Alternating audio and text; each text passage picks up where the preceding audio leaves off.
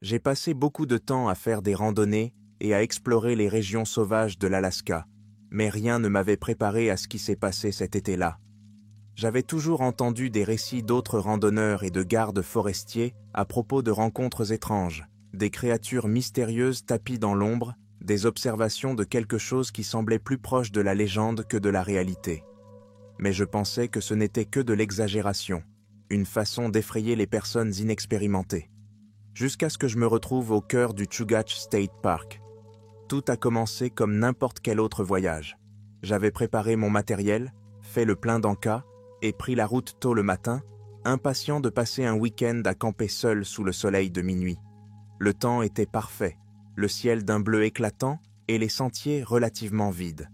À mesure que je m'enfonçais dans le parc, les arbres imposants m'entouraient et les bruits de la nature m'enveloppaient comme une couverture réconfortante. Après quelques heures de randonnée, j'ai installé mon campement près d'un ruisseau cristallin, l'eau se précipitant sur les rochers, créant une symphonie apaisante. Je me suis senti en paix, avec le sentiment de liberté que procure l'immersion dans la nature.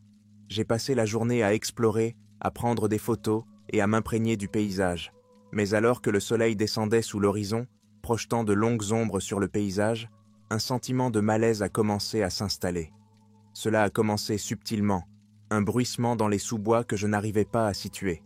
Je me disais que ce n'était que le vent ou un petit animal, mais plus je restais assis près du feu, plus je le ressentais, la sensation d'être observé. Je l'ai mise sur le compte de la paranoïa. Après tout, j'étais dans la nature, où tout pouvait se cacher à l'abri des regards. Cette nuit-là, je me glissais dans mon sac de couchage, mais le sommeil ne vint pas. Les murmures de la forêt semblaient s'intensifier. Le vent hurlait dans les arbres comme un avertissement. Alors que je commençais à m'endormir, j'ai été réveillé en sursaut par un grand fracas à l'extérieur de ma tente. Mon cœur s'est emballé et j'ai cherché ma lampe de poche, l'éclairant en direction du bruit. J'ai ouvert la tente avec précaution et j'ai jeté un coup d'œil à l'extérieur, l'adrénaline montant en moi. Le feu s'était éteint, projetant des ombres sinistres tout autour, mais tout semblait immobile. Je sortis, scrutant les alentours à la recherche d'un quelconque signe de perturbation. Le bruissement que j'avais entendu plus tôt me semblait plus prononcé, presque délibéré. Soudain, une forme massive se déplaça entre les arbres, trop grande pour être un animal ordinaire. Je me figeai, mon souffle se bloquant dans ma gorge.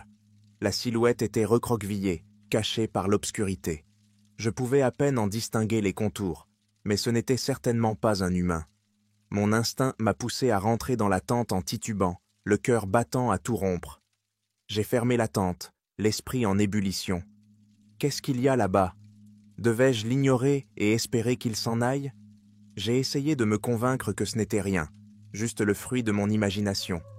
Mais au fur et à mesure que les minutes passaient, le malaise s'est transformé en une peur lancinante.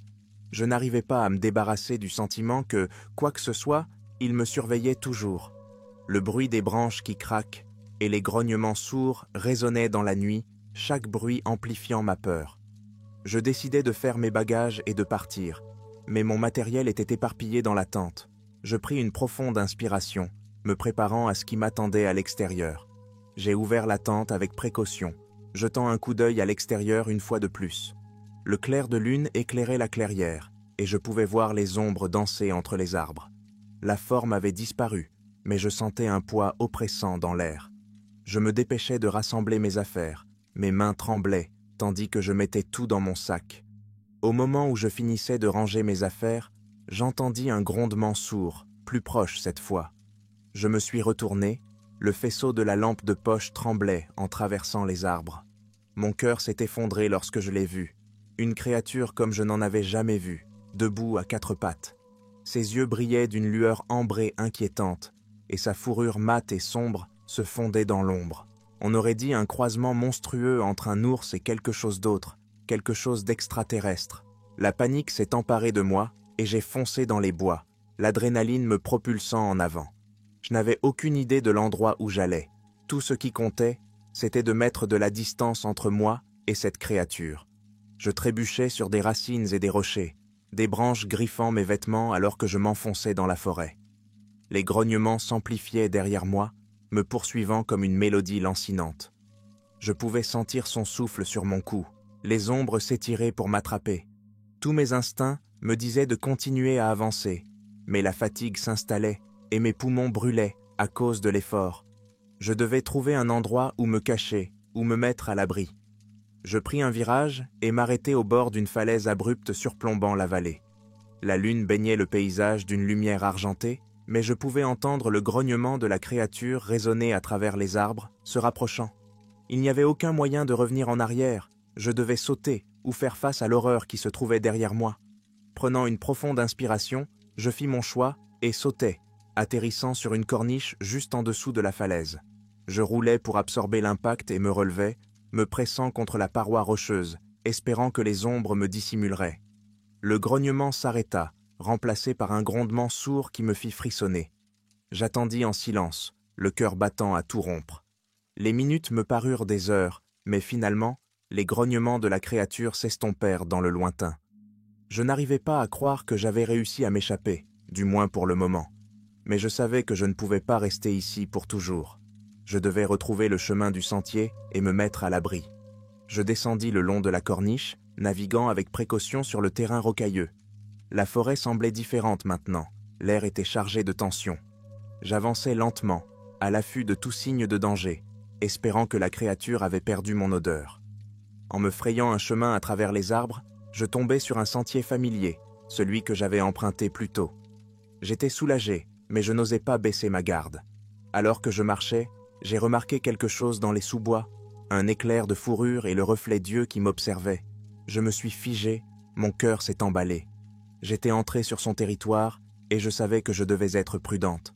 J'ai accéléré le pas, priant pour atteindre le début du sentier avant qu'il ne me retrouve. À chaque pas, je sentais la présence derrière moi. Les chuchotements revinrent, s'amplifiant à mesure que j'approchais de la clairière où j'avais établi mon campement. Le ciel commençait à s'éclaircir, les premiers rayons de l'aube perçant à travers les arbres. Je pris un moment pour rassembler mes pensées, mais le grognement résonnait au loin, et je savais que je devais continuer à avancer. Finalement, j'ai fait irruption dans la clairière, mon cœur s'emballant lorsque j'ai aperçu mon camion garé à proximité. J'ai sprinté vers lui, cherchant mes clés à tâtons. Les grognements s'intensifiaient, me rappelant de façon obsédante que j'étais toujours traqué. J'ai déverrouillé la porte, j'ai sauté à l'intérieur et je l'ai refermée en la verrouillant. Assise là, essoufflée et secouée, je ne pouvais m'empêcher de penser à la créature qui m'avait poursuivi toute la nuit. Je m'en étais sorti, mais l'expérience m'avait marqué. Je me suis éloigné des bois, les ombres se retirant derrière moi, mais je savais que je n'oublierais jamais la terreur de cette nuit-là. La nature sauvage était belle, mais elle recelait ses propres dangers, des secrets qu'il valait mieux ne pas découvrir.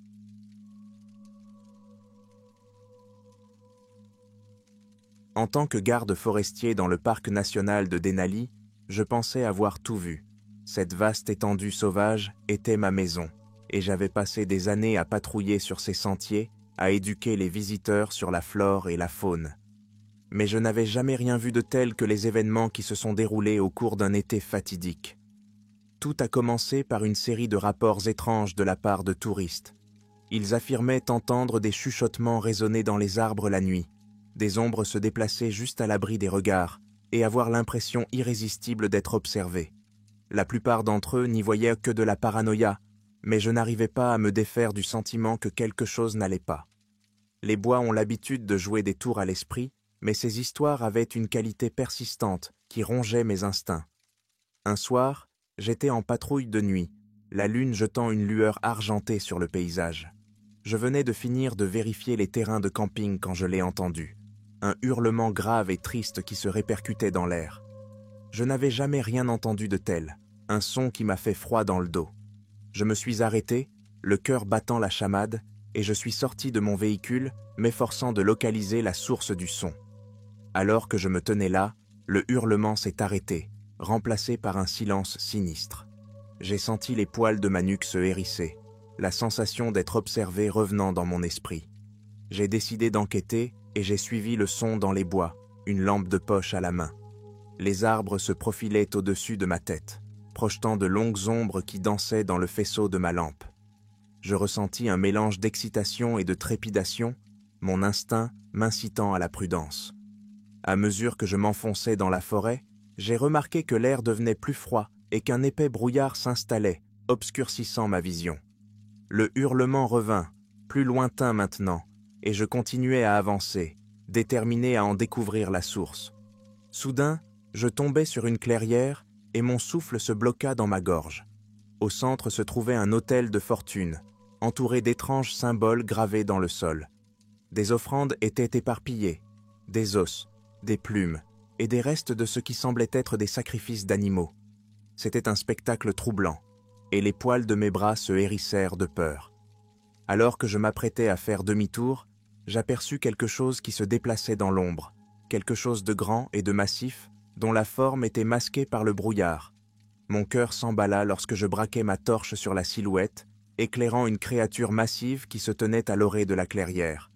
Elle était couverte d'une fourrure sombre et me dominait de ses yeux qui brillaient comme des braises dans la nuit. La peur m'envahit, mais je me forçai à rester calme. Je devais évaluer la situation. Était-ce la source des hurlements? J'avais en tête toutes les histoires que j'avais entendues, celles d'une créature qui rôdait dans le parc, à la fois vénérée et redoutée par les habitants. Je fis un pas en arrière, mon instinct me poussant à reculer. Mais la créature se rapprocha, son regard se fixant sur moi avec une intensité troublante. Je sentis le poids de sa présence peser sur moi, et pendant un instant, le temps sembla se figer. Puis, sans crier gare, elle poussa un rugissement à faire froid dans le dos qui résonna dans les bois. Je me suis retourné pour courir, l'adrénaline se répandant dans mes veines, mais la créature était rapide. J'entendais ses pas lourds résonner derrière moi alors que je m'élançais à travers les arbres, les branches griffant mes vêtements. La forêt semblait animée par sa poursuite. Les ombres se tordaient et se déplaçaient à mesure que je courais dans les sous-bois. Je sentais mon cœur battre la chamade dans ma poitrine. Ma respiration était saccadée. Il fallait que je rejoigne le sentier, que je retourne à mon véhicule. Alors que je trébuchais dans les épaisses broussailles, les hurlements s'intensifiaient, une cacophonie de voix qui semblait en se confondre avec les bruits de la forêt. C'était comme si les arbres eux-mêmes murmuraient des avertissements, me poussant à m'échapper. Finalement, j'ai débouché sur le sentier principal, mes pieds martelant le gravier tandis que je courais vers mon camion. Les hurlements s'estompaient derrière moi, mais je pouvais encore sentir la créature tapie dans l'ombre, épiant chacun de mes mouvements. Je cherchais mes clés à tâtons, les mains tremblantes, et parvins enfin à déverrouiller la porte. J'ai sauté à l'intérieur, claqué la porte et l'ai verrouillée. Mon cœur s'emballa tandis que j'essayais de reprendre mon souffle, l'adrénaline coulant encore dans mes veines. Je regardais par la fenêtre, scrutant la ligne des arbres à la recherche de signes de la créature. La forêt était immobile, mais je pouvais sentir sa présence, tapie juste au-delà de la portée de ma lampe de poche. Le reste de mon service m'a semblé une éternité. Je savais que je devais rapporter ce qui s'était passé, mais qui me croirait? Les histoires de la créature étaient souvent considérées comme du folklore, mais je l'avais vu de mes propres yeux. J'étais certain que quelque chose de sombre avait pris racine dans les bois, quelque chose qui s'attaquait à ceux qui osaient s'éloigner du sentier. À l'aube, je retournai au poste de garde forestier, l'esprit rempli de questions. Je devais réunir les autres gardes et les informer de la situation. Je ne pouvais pas laisser quelqu'un d'autre être victime de ce qui se cachait dans l'ombre. Lorsque je suis arrivé, j'ai trouvé un petit groupe de gardes rassemblés à l'extérieur, discutant des étranges événements. Je leur ai fait part de mon expérience, et l'incrédulité qui se lisait sur leurs visages était évidente. Ils avaient tous entendu les hurlements, ressenti le malaise dans les bois, mais personne n'avait vu la créature. Je les ai exhortés à prendre la chose au sérieux, à envisager la possibilité que quelque chose rôde dans le parc. Les jours suivants ont été tendus. Nous avons multiplié les patrouilles et prévenu les touristes de ne pas s'éloigner des sentiers principaux, mais le sentiment d'effroi persistait. Les hurlements se poursuivaient la nuit, rappelant de manière obsédante la créature qui rôdait dans les bois. Je savais que nous devions l'affronter, pour mettre fin à la terreur qui s'était emparée de Denali. Après quelques jours de surveillance de la zone, nous avons mis au point un plan pour traquer la créature. Armés de lampes de poche, de radios et d'une nouvelle détermination, nous nous sommes aventurés au cœur de la forêt, là où les hurlements avaient été les plus intenses. Il était temps d'affronter ce qui nous hantait. Alors que nous nous frayions un chemin à travers les arbres, la tension dans l'air devient palpable. Les hurlements résonnaient dans les bois, une mélodie glaciale qui me donnait des frissons. Nous nous déplacions en formation serrée, chaque garde forestier en état d'alerte, les yeux scrutant les ombres à la recherche de tout signe de mouvement. C'est alors que nous avons entendu un bruissement dans les sous-bois, suivi d'un grognement sourd qui s'est répercuté dans les arbres. Mon cœur s'est emballé et nous nous sommes tous tournés vers le bruit, prêts à affronter ce qui se cachait dans l'obscurité. Les hurlements allaient crescendo, une cacophonie de voix emplissait l'air, mais nous avancions, déterminés à affronter nos peurs. Alors que nous approchions de la clairière où j'avais rencontré la créature, les grognements s'intensifièrent. Je ressentis une poussée d'adrénaline lorsque nous entrâmes dans la clairière, le clair de lune illuminant l'autel que j'avais vu auparavant. Les symboles étaient toujours gravés dans le sol, mais ils brillaient maintenant faiblement, pulsant d'énergie. C'est alors qu'apparut une silhouette massive qui s'avança dans la lumière, ses yeux brillants d'une intensité d'un autre monde. La créature se tenait devant nous, tel un cauchemar vivant. Nous nous sommes figés, les chuchotements s'amplifiant, se mêlant aux hurlements, créant une symphonie de chaos. Mais cette fois, nous étions prêts. Nous avons levé nos lampes de poche, éclairant la créature, qui a hésité, la confusion se lisant dans ses yeux. Les chuchotements se sont transformés en un appel désespéré, un chœur de voix nous exhortant à écouter. À ce moment-là, j'ai compris. La créature n'était pas seulement un monstre, c'était un gardien de la forêt, tenu de protéger ses secrets. Le hurlement était un avertissement, un écho des esprits piégés dans les bois. Nous n'étions pas ses ennemis, nous faisions partie de l'équilibre. Avec une clarté nouvelle, je m'avançais, la voix ferme. J'ai parlé dans le silence, reconnaissant la présence de la créature. Nous ne voulons pas faire de mal. Nous sommes ici pour protéger la forêt, tout comme vous. Lorsque les mots quittèrent dans mes lèvres, les hurlements s'estompèrent, remplacés par un calme inquiétant. La créature pencha la tête, nous étudiant, et pendant un instant, je sentis une connexion, une compréhension qui transcendait la peur. Lentement, la créature recula, sa forme massive disparaissant dans l'ombre. Les chuchotements se sont tus, nous laissant dans un profond silence. Nous sommes restés là, le cœur battant, réalisant que nous étions parvenus à une entente, une trêve entre l'homme et la nature. À partir de ce jour, nous avons honoré la créature et les histoires de Denali. Nous avons partagé nos expériences avec les visiteurs, les sensibilisant à l'importance du respect de la nature sauvage et de ses gardiens. Les hurlements se sont estompés et la forêt s'est animée d'une nouvelle énergie, rappelant que le lien entre l'homme et la nature est un équilibre délicat qui doit être préservé.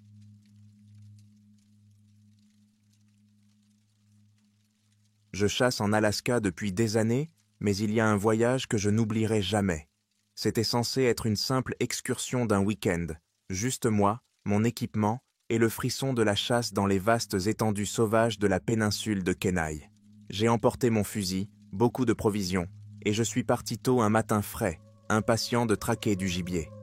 En arrivant à l'endroit que j'avais choisi, la beauté du paysage m'a coupé le souffle.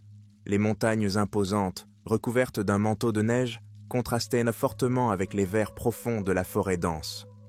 J'ai senti un frisson familier m'envahir lorsque j'ai installé mon campement près d'une rivière tranquille, dont les eaux glacées s'écoulaient rapidement. Le premier jour s'est bien passé. J'ai passé des heures à repérer la région, marquant les endroits où je pourrais rencontrer des cerfs ou des élans. Mais lorsque le soleil a commencé à se coucher, un sentiment étrange m'a envahi. La forêt, habituellement remplie de bruit de la faune, semblait anormalement silencieuse. Même le vent semblait retenir son souffle. Je l'ai balayé du revers de la main, l'attribuant à la solitude de la nature sauvage. Après une longue journée, je fis un feu et m'installai pour la nuit, les flammes crépitant en dansant dans l'obscurité. Mais le sommeil ne vint pas facilement. Le silence me pesait, et je ne pouvais me défaire de l'impression d'être observé. Vers minuit, un bruit m'a réveillé en sursaut, un grondement sourd qui a résonné dans les arbres, se répercutant dans le calme. Mon cœur s'est emballé, et j'ai saisi ma lampe de poche pour la diriger vers l'obscurité au-delà du feu de camp. Rien. J'ai tendu l'oreille, mais la forêt est restée étrangement silencieuse. C'est alors que cela se reproduisit, un hurlement aigu et sonore qui me fit frissonner. Il ne ressemblait à rien de ce que j'avais entendu auparavant, un son qui semblait vibrer à travers le sol même sous moi. Je sentais la peur m'envahir, mais mes instincts reprenaient le dessus. Je devais savoir ce qu'il y avait là-bas. J'ai décidé de m'aventurer hors de ma tente, lampe de poche à la main, et de scruter le périmètre de mon camp. La forêt était plongée dans l'obscurité. Des ombres se cachaient juste au-delà de la portée de ma lampe. Je me sentais vulnérable, exposé, et mon instinct me disait de battre en retraite. Mais j'ai continué, l'excitation de l'inconnu me poussant à aller de l'avant. À mesure que je m'enfonçais dans les bois, le hurlement se faisait plus fort, plus insistant. Il était proche maintenant, le son résonnait autour de moi. Je sentais mon pouls s'accélérer, l'adrénaline monter dans mes veines. Alors que j'étais sur le point de faire demi-tour, j'ai aperçu quelque chose qui se déplaçait entre les arbres, une forme massive et sombre qui semblait se fondre dans l'ombre. Je me suis figé, mon cœur battant la chamade dans ma poitrine. La créature s'est avancée dans le faisceau de ma lampe de poche et j'ai reculé en titubant, manquant de faire tomber ma lampe. Elle ne ressemblait à rien de ce que j'avais vu, à la fois un ours et quelque chose d'autre. Ses yeux brillaient d'une intelligence féroce et sa fourrure se hérissait dans l'air nocturne. La panique m'envahit et je me retournai pour courir. La créature poussa un rugissement à faire froid dans le dos, résonnant dans les arbres, et je retournai en courant vers mon campement, les branches s'agrippant à mes bras. J'entendais ses pas résonner derrière moi, une poursuite implacable qui me remplissait de terreur. J'ai fait irruption dans mon camp, le cœur battant, et je me suis précipité dans ma tente. J'entendais la créature s'enfoncer dans les broussailles, ses hurlements s'intensifiant à mesure qu'elle se rapprochait. Je cherchais mon fusil à tâtons, les mains tremblantes en le chargeant. Je n'étais pas sûr de ce qui m'attendait, mais je devais être prêt. Le bruit de pas lourds s'est arrêté juste à l'extérieur de ma tente. J'ai retenu ma respiration, le monde autour de moi s'estompant, tandis que j'écoutais le moindre signe de mouvement. La créature était là, à quelques centimètres de moi, son souffle chaud et rance contre le tissu. Les instants me parurent des heures tandis que j'attendais, le cœur battant dans ma poitrine. Le silence était assourdissant, rompu seulement par le bruit de ma propre respiration. Et puis, sans crier gare, la tente s'est mise à trembler. La créature essayait d'entrer, son corps massif poussant contre les murs. J'ai pointé mon fusil vers l'entrée, la peur m'envahissant. Je devais prendre une décision, affronter la créature ou attendre qu'elle se désintéresse de moi. Mais je savais que je ne pouvais pas rester piégé éternellement. Prenant une grande inspiration, j'ai ouvert le rabat de la tente, prêt à affronter ce qui se trouvait à l'extérieur. La créature se tenait là, me dominant, les yeux rivés sur les miens. J'ai appuyé sur la gâchette, mais le tir s'est emballé alors qu'elle s'élançait, et j'ai trébuché en arrière, échappant de justesse à son emprise. La créature grogna, la frustration se lisant dans ses yeux, et je compris que je devais m'enfuir. Je me suis élancé vers la rivière, l'air froid brûlant mes poumons, alors que je sprintais à travers les arbres. La créature était rapide, ses pas lourds résonnaient derrière moi, mais je savais que je devais atteindre l'eau. C'était ma seule chance. J'entendais les hurlements résonner à travers les arbres, et je me forçais à redoubler d'efforts, l'adrénaline coulant dans mes veines. Enfin, j'ai déboulé sur la berge, les eaux glacées se précipitant sur moi. J'hésitais un instant, regardant la créature qui émergeait des arbres, sa silhouette massive se découpant sur le clair de lune. Je n'avais nulle part où aller. Sans réfléchir, j'ai sauté dans l'eau glacée. Le choc du froid me frappa comme un coup de poing dans l'estomac, mais je me forçai à nager en aval, le courant m'éloignant du danger. Je pouvais sentir la créature arpenter la rive, ses grognements résonnant dans la nuit. J'avais gagné du temps, mais je savais qu'elle n'abandonnerait pas facilement. Je luttais contre le courant, essayant de garder la tête hors de l'eau. L'emprise glacée de la rivière était épuisante, mais je continuais à avancer, m'éloignant le plus possible. Finalement, après ce qui m'a semblé être une éternité, j'ai réussi à atteindre un affleurement rocheux le long de la rive. Je me hissais sur la berge, frissonnant de façon incontrôlable, tandis que je m'accroupissais derrière les rochers, écoutant attentivement pour déceler le moindre signe de la créature. Les hurlements s'étaient estompés, remplacés par le bruit de l'eau. Je jetai un coup d'œil prudent par-dessus les rochers, scrutant la rive à la recherche d'un quelconque signe de mouvement. La créature avait disparu, du moins pour le moment. Je suis resté assise, le cœur battant, trempée et frissonnante, essayant de comprendre ce qui venait de se passer. À l'aube, j'ai réalisé que j'avais survécu à la nuit. La nature sauvage était magnifique, mais c'était aussi un lieu de danger et de mystère. Je suis retourné lentement le long de la rivière, en faisant profil bas et en avançant prudemment. Je devais retourner à mon camion et laisser cet endroit derrière moi. Lorsque j'ai enfin atteint mon véhicule, j'ai été soulagé. J'ai rapidement chargé mon matériel, mon instinct me disant de laisser les bois derrière moi. Je me suis éloigné de la rivière, les souvenirs de la créature et de ses hurlements gravés dans ma mémoire. Depuis ce jour, je ne suis jamais retourné dans ces bois sans une bonne dose de respect. La nature sauvage recèle des secrets que je ne pourrai jamais comprendre entièrement, et j'ai appris à mes dépens qu'il vaut mieux ne pas déranger certaines créatures. Denali est peut-être un endroit magnifique, mais c'est aussi un rappel de la nature sauvage qui se cache juste au-delà du sentier, attendant le prochain voyageur sans méfiance qui s'aventurera trop loin dans l'inconnu.